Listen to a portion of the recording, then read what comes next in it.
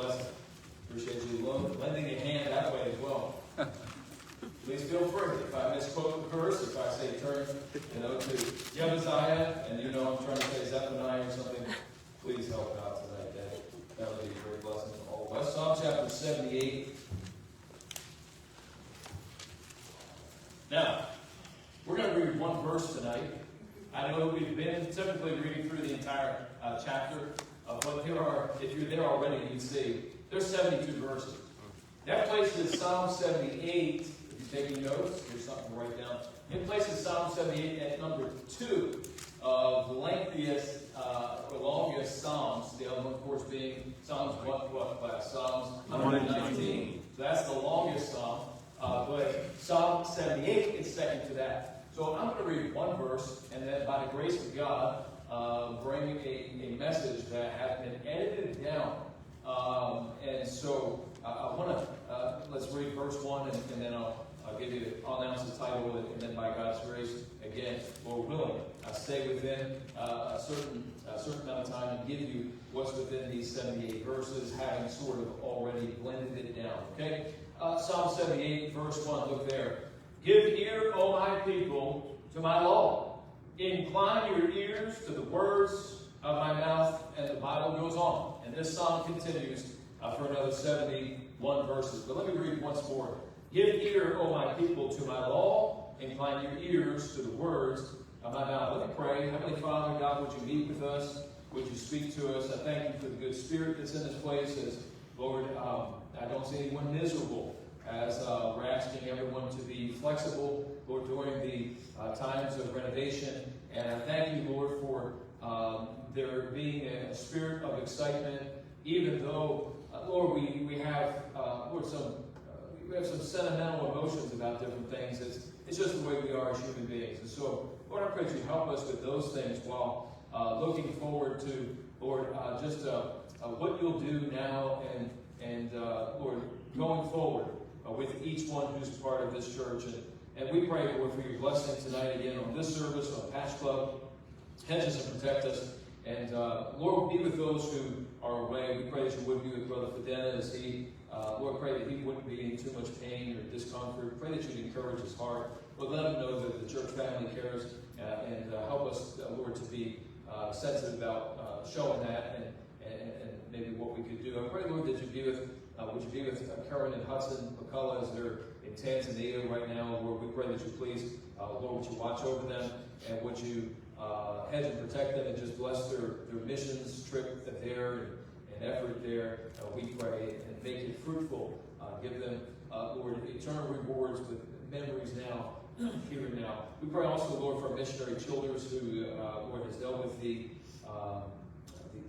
dengue fever. Lord, we pray that you please, Lord, raise him up from that and restore his health. And Father, be with Donna Childers as well, who has health issues. Lord, please be with them as, Lord, the parents are sick and the kids and children. Lord, watch over children in church. And Lord, we pray that you raise Brother Joey Childers up soon, restore his health completely. We pray these things knowing that you hear, that you care, and that you'll answer. Speak to us now through your word in Jesus' name.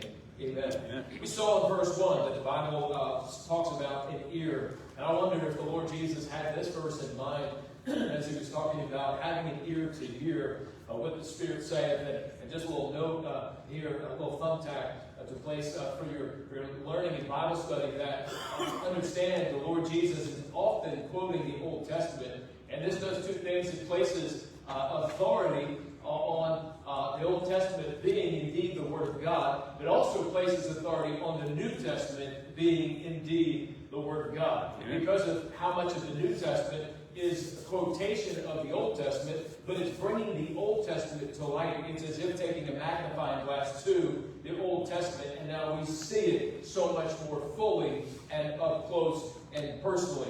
But give ear, God says in verse 1. Now, the psalm goes on, and what we'll see throughout the psalm, we won't read all of it, but what you'll see if you take time to read this psalm is that this psalm really has to do with the history of Israel. But then, secondly, this psalm is a wisdom psalm. So this psalm is a psalm dealing with, again, the history of God's people. And I wanted to see if when I said that, the phone would ring again. But it didn't. I don't know whose it was, and it was just me having fun. But the history. The psalm is the history of God's people. But then secondly, it's wisdom. All right? So we can learn from the history within this psalm how to apply the knowledge that we gain here and practice biblical wisdom. And then in verse 4, the Bible speaks of the generation to come. In fact, let's read a few more verses here, beginning verse 2. I will open my mouth in a parable. I will utter dark sayings of old, which we have heard and known, and our fathers have told us. We will not hide them from their children, showing to the generation to come the praises of the Lord and his strength and his wonderful works that he hath done. For he established a testimony in Jacob and appointed a law in Israel when he commanded our fathers that they should not make them, or that they should make them known to their children, that the generation to come.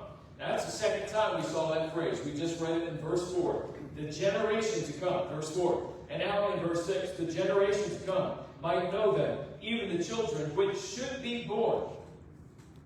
In other words, they're not born yet. So we're actually seeing something generational here. That when someone knows the Lord, when someone has seen the works of the Lord in their personal life, when someone, first verse 1, has heard the word of the Lord, then secondly, has seen the works of the Lord, then they ought to pass on the history, okay, of the works of the Lord and the knowledge of the word of the Lord to the generation that is next. But it's fascinating here that this is generational. There are multiple generations that are listed here. Now, I'm not sure if it's 4 or if it's 5. I saw a commentator say 5. I looked here and I read through a few times, as I always do with the psalm. Even with this lengthy psalm, I've read through 10, or it's not exactly, or maybe 15 times. So just tried it, again, edited down to deliver it in 30-ish minutes, all right? But here we see several generations. So it mentions generation, it mentions the children, it mentions the generation to come. Picking up in verse 5, for he established a testimony in Jacob, or verse 6, that the generation to come might know them, even the children which should be born, who should arise and declare them to their children. So we're seeing a multi-generational effort here. And one more verse we'll read, get into this, is verse 7. That they might set their hope in God and not forget the works of God, but keep his commandments. We see, again, the word of God throughout the psalm as being foundational to the works of God. But this psalm, yes, is dealing with the history of God's people, Israel, but it's dealing with wisdom that would be imparted. It's dealing with the Word of God and then the works of God. Hey, in your life, I want you to connect the Word of God and the works of God. Would you be saved without the Word of God? Would you? Do you remember when you accepted Christ as your Savior? What were you accepting if you didn't know the message of the gospel? Yeah. You had to hear the word of the Lord first. You had to hear the gospel. You had to be familiar with the truth of Christ, the story of Christ, the greatest story ever told. We first are familiar with the word. Faith cometh by hearing, and hearing by the word. And once the word has come, and the word has been not just heard, but received, okay, believed, then God works. And so the Word and then the working of God. And we see this here. I've titled this tonight, Dear Generation Next, because of the fact that it's a book recounting the history of Israel. But again, we already looked at these opening verses that are speaking of generations and the next generation after generations. Hearing the word and knowing the works and then going on for God in faith. And so, dear Generation Next, history does not have to repeat itself, is what I wrote under my title. That's really what we see within this psalm. Because within the psalm, we see that it is raw and it is real. What do you mean? Well, I mean that we see the failings of God's people. If you just read the few verses, you assume, well, not everything must have been great with this generation to pass something on to the next generation. Can I tell you right here, the previous generation was no different than our generation. Sometimes we look at the previous generation and we think too highly, or what's happening today, Christianity, it seems, is that we look at the previous generation. This is also a societal thing, but with no respect or regard sometimes, I say the way that it is right now in society and in culture, which comes into the church also, is it seems there's a lack of regard and respect for the previous generation or generations. Yeah. Okay? But I'm saying tonight, and each of us in this room represents a generation, all right? Every one of us, because our heart is still ticking. And so this psalm is relatable to every one of us. About the generation that I am, the generation that you are, the generation that is coming next after us. Here's my wife Heather here. We're blessed to have 4 children. And one is an adult right now. That's Jackson, turned 20 years old. And the other 3 still at home. But how quickly a generation will kind of turn over. And I'm looking at within the next 10 years, wow, we will have 4. Our 4 babies will be adults. The next generation is coming, I'm trying to say, and it always is. All right? Yes. And then there's a generation to come that God speaks of here. We see multi-generations. And it's so important for you and me to not hold too highly the previous generation, but also not to disregard and disrespect them, because it's not healthy for you and me now. If we look and say, well, today, it's just a day and age of so much information, I think is part of why there's a kind of the previous generation is held as having been discredited. But here's the deal, is that there's not been a perfect generation. Okay. We see within Psalms, and that includes the greatest generation of all time. Remember Tom Brokaw's book, and all respect to the greatest generation. That's what the book was called, and speaking of the World War II generation. But the truth is, there's not been any generation that's ever been perfect. Yeah. Amen. And what we see within this psalm, that's what comes out. We see the doubting of the generation. All right, we see a lapse of faith.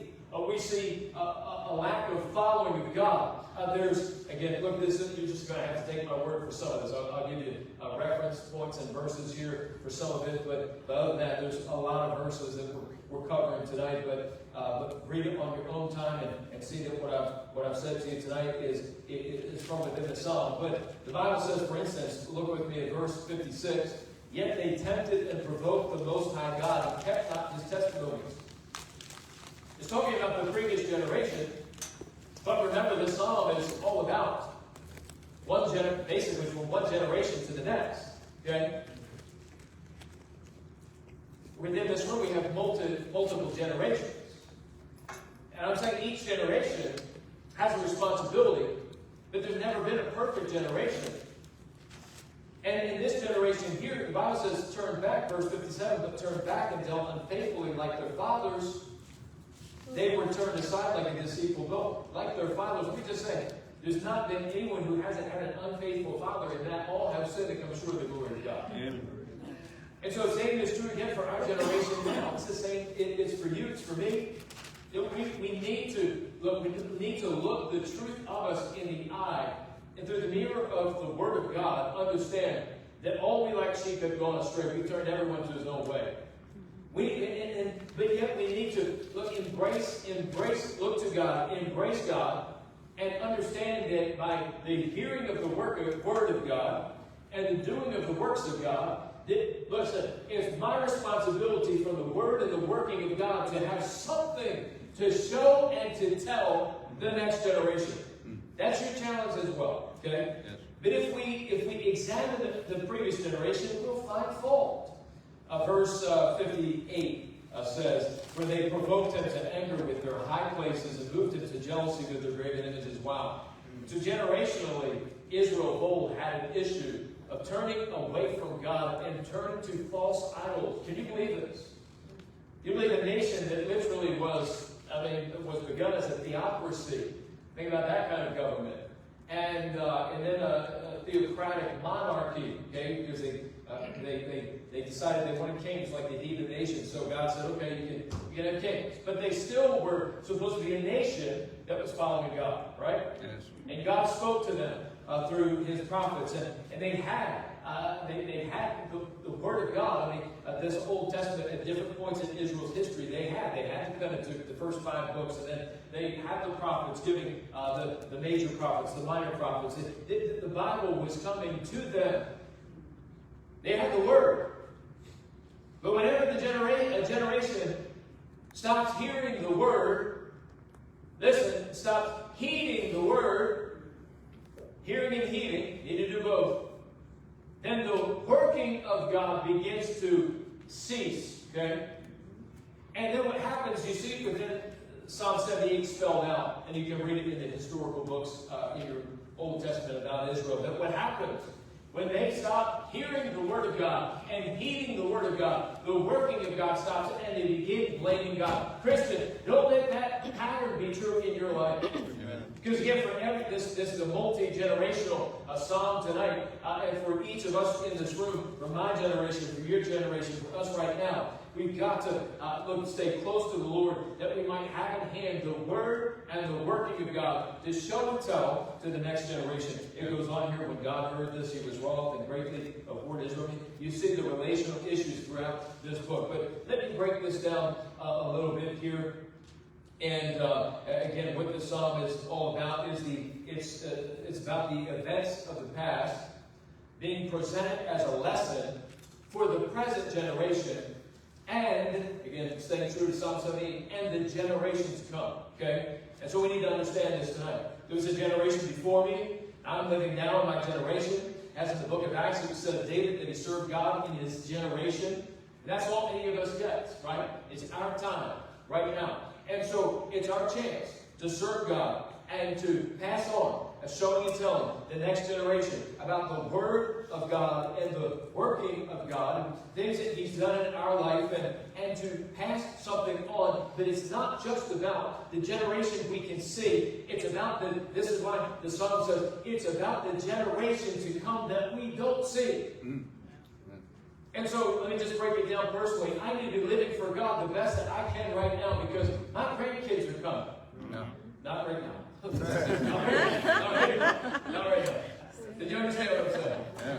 Okay? We need to be thinking like that. We need to be thinking beyond the generation that we can see. That's what God is telling Israel within this psalm. And so, again, dear generation next, as if a letter being penned from one generation to the next, and it's God's holy word. Let's read this that way, like a generation, like a letter, being given to the next generation to unseal and to open up and to see what can I learn from the previous generation. Their good points, okay?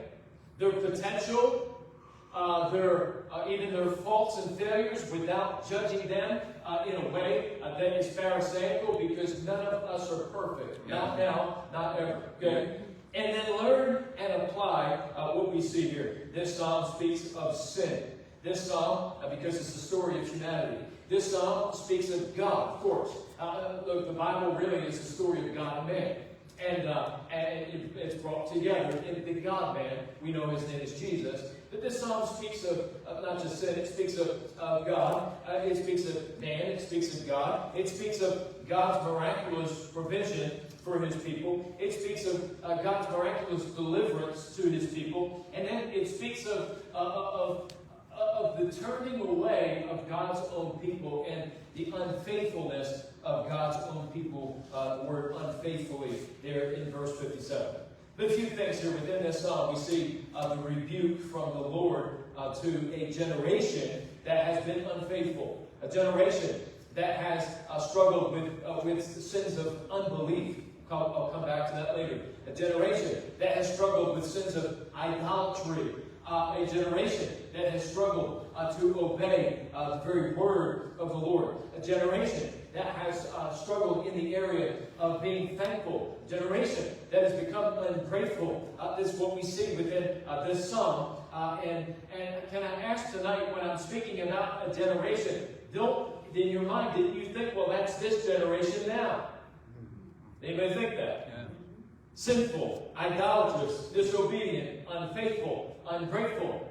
You'd think I was speaking of some rebel rousers out here today, right? Yeah. But the thing is The same sins we see today, they're as old as the fall of man. They go back to Cain and Abel. They're in the book of Genesis. I challenge you to find sin today that we don't see there in Genesis. As soon as the fall happened and the fallen nature began to just go to every human being, right? Adam and Eve fell, and they left that state of innocence that they had been in. And then every one of their children were born with the fallen nature, and every one of us since then has been born with the fallen nature. Romans 5:12 lets us know that the proof of that is that we die. That's the proof. Yeah. Pretty sobering. All right? And so every generation is going to have the same issues that the previous generation did. I want to challenge you tonight to be a generational warrior, not to have a pity party and say, well, I'm the way I am because the previous generation did this or that. You become bitter. Listen, it's not about your dad, your mom, whoever raised you. It's not about the previous generation. Your generation is about, listen, your generation is about the next generation and the generations to come. Yeah. Listen, and so if we grab onto that, I don't need to worry about, well, man, I don't like myself and it's the previous generation's fault. No. Let's take responsibility right now. If I mess up, it's my fault. Blame me. Yeah. All right? And then I need to get it in gear by the grace of God. Say, how do you do that? Well, by the hearing of the word of God, give ear to my law. God said, verse 1, incline your ears to the word. It means lean in. All right? It means listen well. It implies hearing and heeding the word. And so, why am I doing this? Well, it's going to be better for me, but it's about generation next. And the generation I haven't even seen yet that is to come. And so Psalm 78 is a rebuke to the sins of any generation. Then this psalm retells things about God that we see within the psalm. Look at verses 43 through 51. And what happens within the psalm after we find out that there's this generation that did not keep covenant with God, and there's this generation that turned their back on God. There's this generation that in verse, we'll look there in verses 43 through 51 in a moment, but I'll just bring us into it. In verse 9, that there was this generation that carrying bows turned back in the day of battle. Whether that's actual or that's spiritual, it applies to us. And the fact that there will be lost battles for any generation. And again, but I'm challenging you tonight to just take up arms spiritually, right? We have Ephesians chapter 6, the armor of God we know is there. We need to be strong in the Lord and the power of His might, Ephesians 6:10, to step up to the challenge for my generation, forgetting honor the previous generation, but forget where there were faults and failures, and just take the armor of God and step forward for God, because it's about having victory now, so we can show and tell the generation to come about the power of God and the might of God. We see God within this chapter. We see what He does. And in verse 43, there's the retelling to Israel of what God has done, how He had wrought His signs in Egypt, down in verse 43, and His wonders in the field of Zion. And the Bible goes into just begin to retell the different plagues that He brought on Egypt, about rivers turned into blood. Can you imagine that? And how God brought all sorts of flies. That's what we learn here in these verses, that it wasn't just one type of fly. Ron, I don't know why I find you're a detail guy, so I don't know if that interests you or not, like it did me. But the fact that I've read the Bible plenty, and the story of Egypt and the plagues plenty, and I never thought until looking at this about the different types of flies. Yes, true. It says here in verse 45, He sent diverse sorts of flies among them. Diversity of flies. What? Do I mean? Again, had to be greenhead flies. Must have been the worst flies. Must have been those little black flies that when you have the salt water on your legs after you've been in the ocean a little bit, and the greenheads come and they sit up for a minute, give you a chance to whack them. But then on those days where there's the black ones that you don't even hardly feel land on you, and then they bite you like that. You know what I'm talking about if you're a short person. And there's all different types. And then all of a sudden in the summer, some giant fly comes out of nowhere and lands on you. What is that? I remember saying as a kid. And I was told, well, that's a horsefly. Watch out. Yeah. Horsefly? We don't have horses in the city. I don't know. There are all these different, how many different types of flies. I'm just saying this, that the power, there was a story to tell, and God said that what he had done should have been taken by the generation that witnessed it. All right? They heard the word, they saw and experienced the works, and they had in detail story to tell to the next generation about what God had done in different ways. Then the Bible mentions frogs. The Bible mentions caterpillars and locusts that ate up the crops of the enemies of God and his people. Then it's also about hail that came and furthermore destroyed crops, and specifically the vine crops, maybe grapes and different things of that nature. And then it mentions a frost that killed the sycamore trees. And so the judgment of God against those who were enemies of God and enemies of God's people. Look, it was important for the generation that had experienced this to tell the next generation in belief, not in cynicism, not in unbelief. It's wild, truthfully, to our imagination. That there was a generation that was coming out of Egypt that was delivered with such a mighty hand, and again, there's a retelling of the plagues here, and yet they quickly lost hope in God, became cynical, were carnal, dreamed of Egypt, spoke out loud, the opposite of what's supposed to be done in one generation to the next. But spoke out loud saying things like, oh, we wish we'd been in Egypt, or oh, we wish we died back over there. We wish we were in Egypt to eat leeks and different things that we had access to there, the variety we had. We're stuck out here with God and Moses in the wilderness. But yet God was good, protecting, providing, delivering. And there were cattle killed by hail in these verses that, again, I'm just 43 through 51. Retells it. And there were flocks that the Lord brought plague against, and it says thunderbolt. So imagine thunder and lightning and what God was doing. Then finally it says evil angels. What is this? Well, that was where the death of the firstborn came. Remember that? And also Israel wouldn't be free from it either, except if they took the blood of a sacrificial lamb and with the hyssop, spread that blood over the doorposts and on the sides of the doorposts. And you know that pictured the blood of the one who one day would come, a God in the flesh, to die on the cross as a sacrificial lamb. So there's a retelling from one generation to the next. Sadly, can I just say here, sadly, what some of us deal with is there was a retelling, but it wasn't retelling God in the right light. I think this begins actually back in Genesis, and I won't go there tonight, we don't have time or anything, but I believe there's an issue where the telling of God, generation to generation, the well is poisoned about what's being said of God. I think as early in creation, so I guess I haven't shared this with you for a moment here tonight, but early on, from Adam and Eve down, I think quickly they begin to say that God cursed everything, and there begins to be bitterness, I think. And I think that's what leads to them. If you've ever noticed in your Bible, you're reading in Genesis, and then get to a point where it says, and it's mentioning the different ones who were born, and then it says, and in his days did men begin to call on the name of the Lord. What happened? I think generationally, because and I get this from Genesis 5, where you can look at the generations and the overlap. That Adam and Eve, were living this long, and this one's living, and that one's living, and this one's living, and that one's living. And they all bail on God when Adam and Eve could tell them, we saw him, we walked with him in the cool of the day. Yes. It was amazing.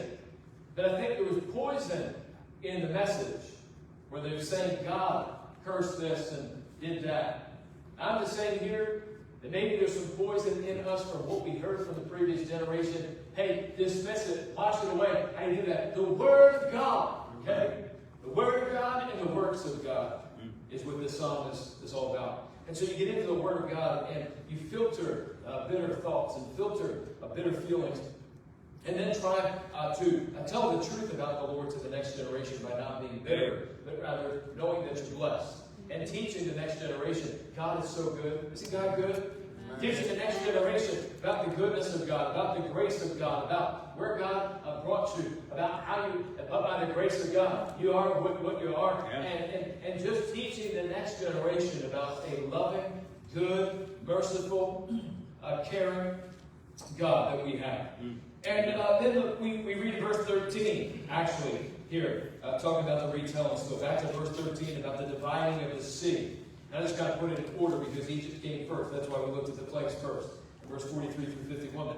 But now we see that, that God had parted the Red Sea, and only God could do this. Amen. And again, the generation that had witnessed this, when Moses first they heard the words from Moses from Aaron that God was going to deliver, but then they saw the works of God. They heard the word, they saw the works. That was sure enough for them to tell a generation that was coming.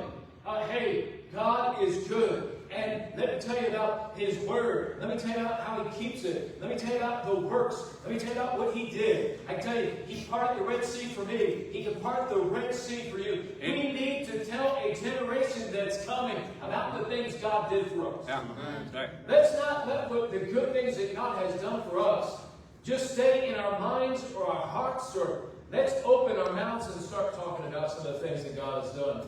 And again, teaching and telling the next generation. Verse 14, how God led, again, there's a retelling here. About how God led a generation with a cloud in the daytime. Again, that protected them, that sheltered them from the desert sun, and how He led them at nighttime with a light of fire. And it says all night, all throughout the night. Yes. God is good at the beginning, He's good at the end, and He's good at the middle. All the way through. And His fire was there, okay? And then waters from rocks. Who does this? God does. Who can do this? Only God can. Then He brought water out of rocks. Verse 15, He placed the rocks in the wilderness and gave them drink as out of the great depths. He brought, well, how it must have just been a trickle, I'm sure, because can't be that much water in the rock. Verse 16 says, He brought streams also out of the rock and caused waters to run down like rivers. Yes, amen. Man, can you picture that? By the way, this is the only way it makes sense because there were a couple million thirsty Israelites that needed a drink. All right? And those little, I think about the little ones because the Bible pays attention to the little ones different times, mentioning them. And think about the little ones that just needed to, they just needed to get fast, just the water under that, get that heat, and needed to get there. And so the Lord had cool, clear water just gushing out like rivers to where all of Israel could drink quickly and get as much as they needed. And how about that manna from heaven, verse 24? They complained, but verse 24 says, and had rain. God rained. Angels food from heaven. Yes. How good is God? They complained. God rained. Angels, do you understand this? They complained. Oh, we wish it'd be better if we were back there. Oh, I could just taste it on my tongue. The things that we used to eat. And Mark, sure we were slaves and in bondage and had taskmasters and all that. But we had access to the worldly goods of the day. They complained. And God said, here, let me bless you with angel food. Food from heaven. And God's so good. Amen. Controlled weather effects. This is interesting. Verse 26. He caused an east wind to blow in the heaven, and by His power He brought in the sun. Do you know that God can control the weather? There's talk today about how governments are controlling weather and different things, and some believe it strongly, and some are skeptical. Let me tell you, one thing I do know is that God can actually control weather. That's right. So there are specific weather events that, on behalf of God's people, God controlled. And again, these different things. But you've had things in your life. There were, verse 27, there were game birds, all you can eat. They, again, complained, we had this or we had that, and we just want some meat to eat. We're tired of angels' food. God said, okay. And so he had birds, game birds. In other words, fake birds that you can take and you can eat. All right, just you can picture chicken. All right, chicken's everywhere. All right, for us, you can picture chicken. It's also just coming down into the congregation. That's what it says here. I mean, God brought the birds in the midst of their camp, round about their habitations. Verse 28. And all of a sudden, I mean, can you imagine when an answer came like that? Let's be honest. You ever had an answer come from God and then thought, did I even pray that? How many of you ever had that? Where God answers and you go, wait, did I? And you say, it was an answer to prayer. And then you go, wait, did I even? Yeah. And I would say this. Hey, God hears our thoughts as prayers, and God is so good that He knows what we need before we even ask it at times, and the answer is on its way. Amen. Before we even voice the words, God's good like that. God was, verse 35, God was the rock and the Redeemer. Verse 38, God was compassionate. God was forgiving. God was so good. We see in Psalm 78, a rebuke to wayward people. We see a retelling of how good God has been in His works for His people, and unique. Honestly, there's no God like our God. Amen. But then we see a reminder throughout to hear God's word and to heed God's word. So in closing tonight, hear generation next. You ready? Again, this is just a kind of takeaways as I read through the psalm again and again, trying to edit all this message down. And so here are the takeaways to generation next. In closing, or finally, ready? Verse 1, hear God. Dear generation next, a letter from my generation to yours. Hear God is what Psalm 78 is telling us. Dear generation next, verses 3 and verses 6, you'll see the word know. And so, dear generation next, you must know God. It's not enough to just have heard about Him, have heard some things from the Word. Maybe you're in a Sunday school class. Maybe you're in the service here tonight. Maybe you're watching online. You've heard the Word. Do you know it? Yeah. And we learn God through the Word. We're saved, and then we study the Scriptures. Verse 4, dear generation next, praise God. We see the word praises in verse 4. And there needs to be a praising generation. Yes. Again, what's that? Just telling how good God is, how amazing He is, how matchless He is. So, dear generation next, praise God. You'll find that you'll be happier. You'll find that there's the filling of the Spirit that comes when we praise God. You'll find you may or may not believe in demonic oppression and this sort of thing that's absolutely real. And you'll find that when you praise God, the demons leave. That's what it feels like, a release of oppression because you praise God. Your generation next, praise God. In verses 7, verse 11, and verse 35, we're challenged to not forget God or His works, and we're told to remember God. Verse 35, and they remembered that God was their rock, and the high God, their Redeemer. Would you remember God? Number next, in verse 7, dear generation next. Don't just hear God, and know God, and praise God, and remember God, and then forget to obey God. In verse 7, there's the challenge to the next generation to keep His commandments. And go ahead and take God at His word and test what happens when you trust and obey. Amen. Watch what happens when you trust and obey. Yeah. Dear generation next, lastly, is believe God, believe God, believe God. Verse 19 said, yea, they spake against God. Again, when previous generation was at fault, they spake against God. They said, can God furnish a table in the wilderness? After what He did for you, the fact that you're still alive, the fact that He delivered you, would you wake up and smell the coffee? My 4th grade teacher used to tell me that. She would also say, you've already gotten on my left nerve, and now you're getting on my right nerve. I'm not sure what it meant. And she would give me a report card. I got good grades, I really did. But where it said exhibit self-control, it had an N. That stood, go down the chart, it says, needs improvement. Okay. Whatever. You say, well, put on. Or bless her. And so, that was not in the notes. I don't know where that came from at all. Not at all. But they say, can God furnish? See, I just released something, some poison. Released from the previous generation. And so, thank you for being my therapist class. And so, but can God furnish a table in the wilderness? He did. Yeah. He can. All right. What He did before, He can do again. And believing that He can. Verse 32. For all this they sin still. Wow. And believe not for His wondrous works.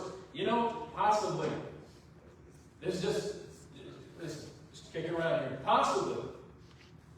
The worst sin in the Bible is unbelief. Possibly. Okay? Because there's not one of your sins, okay, per se, listen, that keeps you out of heaven and sends you to hell. Looking at it this way. What is it? Is that if you never believed on Jesus for salvation, you're damned into eternal hellfire. Right. It's unbelief, listen, that sends souls to hell. It's unbelief even then for Christians that stops the work of God in their lives. It's unbelief that causes us to begin to become bitter. It's unbelief that opens the door to Satan when we question mark God. That's right. Unbelief Amen. is perhaps the worst sin that leads to so many others. Because when we trace it through Scripture, unbelief is always present at the root of so many of these different things. Mark 9:23, Jesus said unto him, If thou canst believe, all things are possible to him that believeth. Do you believe that? Amen. Yeah. Jesus showed up in Mark 16:14. It says, Afterward he appeared unto the 11 as they sat. He died and rose again, and now he's appeared. And upbraided them. For what? They saw him die. They didn't believe he resurrected. What did he upbraid him for? It says for unbelief. Upbraided them with their unbelief and hardness of heart, because they believed not them which had seen him after he was risen. I'm done with that. I'm going to connect it. Because he upbraided them. Why? Because in that chapter there, one of the Marys had seen the risen Lord and come and said, We saw him, he's alive. Yeah. They didn't believe the word of someone who had seen the word. Okay? And then the two disciples who had seen him said, If we saw him, he's risen, he's alive. But the 11 didn't believe the word of those who saw the word. So for you and me, in closing, if you ever hear from a generation that was about the works of God that he did then, you better believe he can do it again. Amen. What you hear, and this is why it's so important to have multi-generations in the church, and we have it in the room right now, to where I could, by God's grace, talk to a generation that was before me but still is, and they could say, well, God, we saw God do it back then, to where we could say now, God can do it again. Yes. Amen. Right? Amen. So, dear generation next, Psalm 70. Let's go ahead and grab a prayer list. There were prayer lists put out on the table. I hope that you got one of those.